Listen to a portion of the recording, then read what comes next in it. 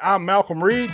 Today I'm going to show you how I cook a pork butt on my Weber kettle. What I am going to do is grab my Dexter Russell fillet knife and take off some of this excess fat that lies right in here. And that fat in this area is just a barrier. We're wanting to create some bark on this pork butt. That looks good. It's shaped up nice. That one actually has a pretty nice money muscle on it. Now on the back side, a little bit of excess fat.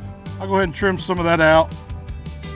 So on the fat cap side, I'm not taking it off. I'm gonna leave it so it gives me some protection during the cook. But what I am gonna do is score it real shallow. It's gonna help it render a little bit, and it makes for some delicious little morsels in the end.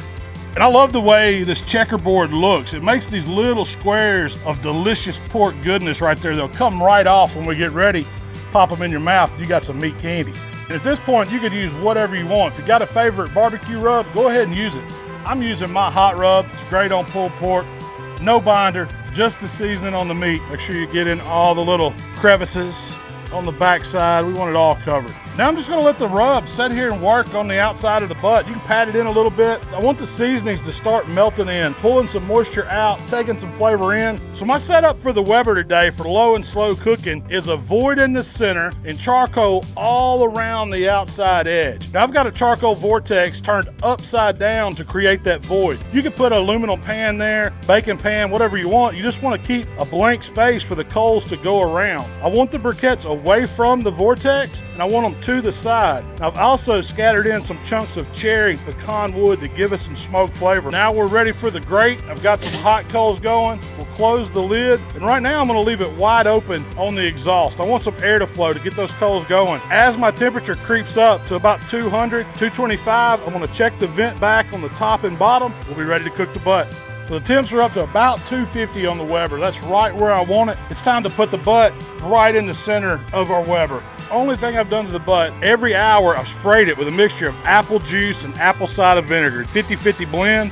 I'm gonna give it one last spritz here because it's the exact color I wanna see. I'm gonna add just a little bit of my vinegar sauce right over the top. Makes the perfect liquid in the wrap. It's gonna make that bark pretty too when we take it off. So now let's get it wrapped up tight. 2 layers of foil, hold everything in. That's gonna make it easy to unwrap. And this is the point where I want to watch the internal temperature, so I'm putting my ThermalWorks dot probe right in the thick part, right in front of that blade bone. And I'm just going to set it on one of my little chicken racks in a shallow pan. We're ready to go right back to the pit. I'm going to center it up right on the grill, get the lid closed. And the reason why I put it in the pan is because it's going to make it easy to take off. It's been about 8 hours. I did hit a little bit of a stall, about 165 to 170. Took about 1.5 hours for it to push through that. But wrapping that butt up in foil helps a butt or a brisket or anything push right through the stall. We're good. This butt's ready, super soft. You can see we've still got some charcoal left, which is perfect. So I'm gonna unwrap the foil. Be careful because it just come off the grill. It's 200 degrees internal. You know it's hot.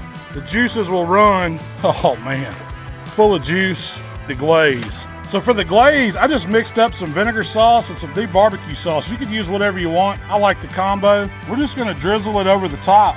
I'm going right back on the Weber, center rack. You don't have to really give it a whole lot of air for this. We want the heat to set the glaze. It's only gonna take 5 or 10 minutes. Y'all know a butt has a built-in thermometer. It'll tell you when it's done. If you cooked it right, this bone should slide right out. Let me see if it's going to. Ooh, yeah. We'll start with one of these little morsels on the top. I want to try a bite of that. That's what I've been waiting on. I cut them like that grid pattern just so they would turn into that meat candy. Oh yeah. So I'm talking no injection, no thrills, just a little bit of hot rub, some good smoke from some pecan and cherry wood on the Weber kettle. It don't get any easier than this. I'm gonna drizzle just a little bit of vinegar sauce over it. I'm gonna call it a day because it's time to get down on some pulled pork. Get one last little bite of the cube that we pulled right off the top with the bark, the sauce, the glaze.